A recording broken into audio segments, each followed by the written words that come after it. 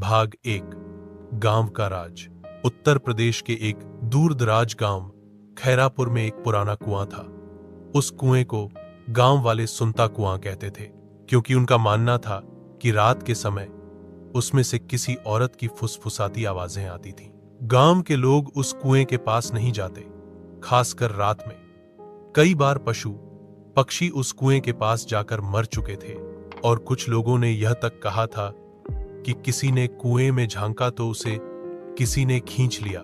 लेकिन इन बातों पर गांव के स्कूल मास्टर रवि मिश्रा विश्वास नहीं करते थे। शहर में पढ़े लिखे रवि को अंधविश्वास पर हंसी आती थी।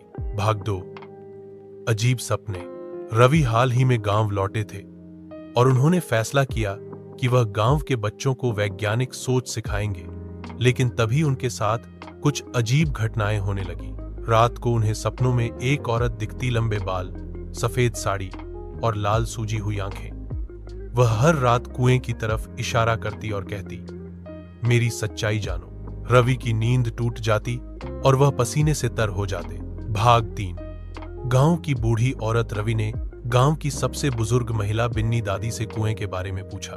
बिन्नी दादी, बेटा, ये कुआं पहले गांव की सबसे सुंदर लड़की रूपा का था। रूपा रोज इसी कुएं से पानी भरती थी। गांव का जमींदार उस पर बुरी नजर रखता था। जब रूपा ने उसका विरोध किया तो उसने उसे कुएं में धकेल दिया। रूपा की चीखें आज भी कुएं से आती हैं। रवि को यह कहानी झूठी लगी, लेकिन फिर भी उसका मन विचलित हो गया। भाग 4। कुएं के पास की रात। रवि ने तय किया कि वो रात को कुएं के पास बैठकर सबूत इकट्ठा करेगा। रात के 12 बजे वह मोबाइल कैमरा और टॉर्च लेकर कुएं के पास बैठ गया। पहले कुछ घंटे सब सामान्य था, लेकिन फिर अचानक टॉर्च बंद हो गई। चारों ओर सन्नाटा छा गया। तभी कुएं से एक फुसफुसाहट आई, रवि, मुझे मत बुलाओ, मुझे मुक्त करो। रवि कांप उठा, कैमरा चालू किया तो स्क्रीन पर सिर्फ झिलमिलाहट और एक चेहरा दिखा, रूपा का। भाग 5। आत्मा का रहस्य। रवि जब अगले दिन मंदिर गया तो वहां के पुजारी ने उसे बताया, रूपा की आत्मा अभी तक कुएं में बंधी है, क्योंकि उसकी मौत अनाज की बोरियों से ढंकी हुई थी। उन बोरियों को कुएं से निकालकर उसकी अस्थियों को गंगा में विसर्जित करो, तभी उसकी आत्मा मुक्त होगी। रवि ने कुछ गांव वालों को समझाया और कुएं की सफाई शुरू की। करीब 2 घंटे की मेहनत के बाद एक कंकाल और उसके साथ कुछ चूड़ियां और पायलें मिली। भाग 6।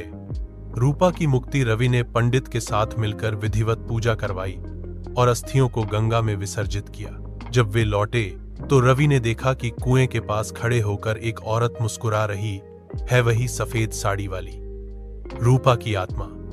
धन्यवाद रवि, अब मैं शांति से जा सकती हूं।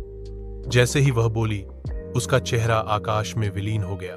भाग 7। अंतिम मोड़। कुछ हफ्तों बाद गांव में सब सामान्य हो गया। कुएं के पास अब कोई डर नहीं था। लेकिन एक रात रवि को फिर वही सपना आया। रूपा नहीं थी, इस बार एक और औरत कुएं के पास खड़ी थी। अब मेरी बारी है। समाप्त। क्या कुएं में सिर्फ रूपा की आत्मा थी, या वह कुआं एक दरवाजा था एक ऐसी दुनिया का जहां आत्माएं शांति नहीं चाहती बल्कि साथी।